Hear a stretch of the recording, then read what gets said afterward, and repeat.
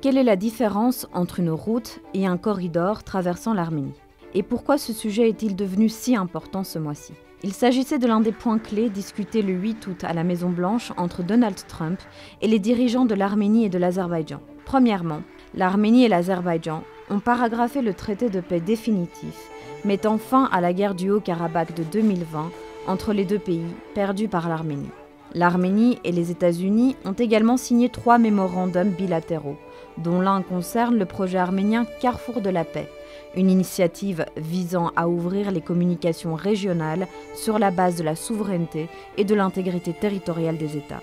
Au cours de la rencontre, les 3 pays ont aussi annoncé la Trump Route for International Peace and Prosperity, autrement dit, la route Trump pour la paix et la prospérité internationale.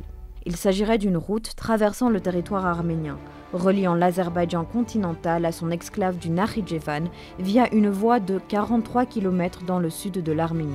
Le président azerbaïdjanais Ilham Aliyev a déclaré que l'Azerbaïdjan avait obtenu tout ce qu'il voulait. La réaction du premier ministre arménien Pachinian a également été positive. Celui-ci a réaffirmé que l'accord était fondé sur les principes de souveraineté, d'intégrité territoriale et de juridiction. Mais une divergence subsiste.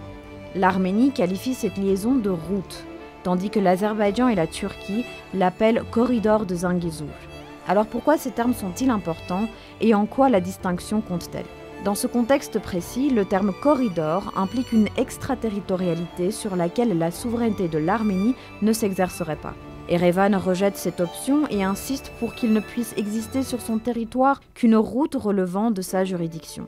Contrairement à un corridor, une route préserverait la souveraineté arménienne. S'agissant de la route Trump, on n'a pour l'heure entendu que des commentaires. L'arrangement concret qui régira cette voie reste flou. Des questions demeurent, telles que quel sera le degré d'implication des États-Unis et comment la sécurité de la voie sera-t-elle assurée?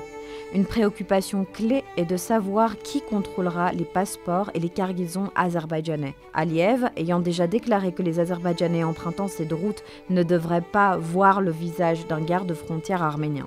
Comment le sujet d'une communication sans entrave entre l'Azerbaïdjan et le Nakhitchevan est-il apparu?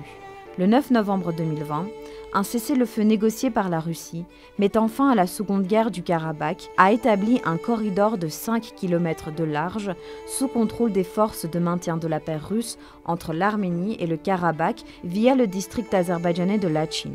En contrepartie, l'Arménie s'était engagée à garantir la libre circulation des personnes et des marchandises entre l'Azerbaïdjan et le Nakhitchevan à travers l'Arménie sous contrôle de gardes russes.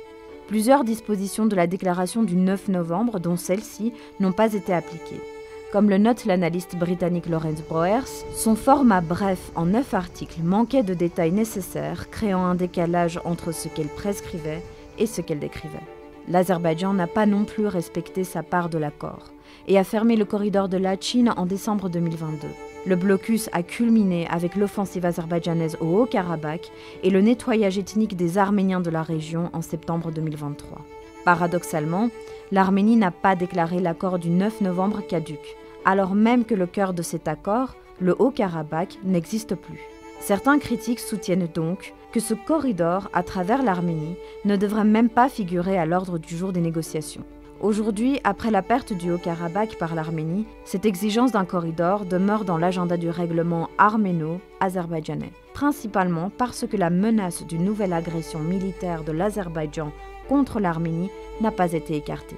À l'époque de l'Union soviétique, l'Azerbaïdjan était de fait relié à son exclave du Nakhitchevan par une route et une voie ferrée longeant le fleuve Arax à travers le sud de l'Arménie. En retour, l'Arménie reliait le district de Merri à la ville industrielle de Kapan, par des routes et des chemins de fer passant par la région azerbaïdjanaise du Nakhitchevan. Ces liaisons fonctionnaient au sein d'un seul et même État, l'URSS. À la suite de la première guerre du Karabakh et des blocus routiers du début des années 90, ces axes sont devenus inopérants. Bien que diverses options de passage à travers le sud de l'Arménie aient été envisagées dans les années 90 et au début des années 2000, aucun n'a abouti, et la question a été abandonnée jusqu'à la seconde guerre du Karabakh. Les partisans de l'accord affirment que l'implication des États-Unis dans la route Trump réduit la probabilité d'une action militaire azerbaïdjanaise en Arménie. Toutefois, elle n'implique aucun engagement sécuritaire américain concret.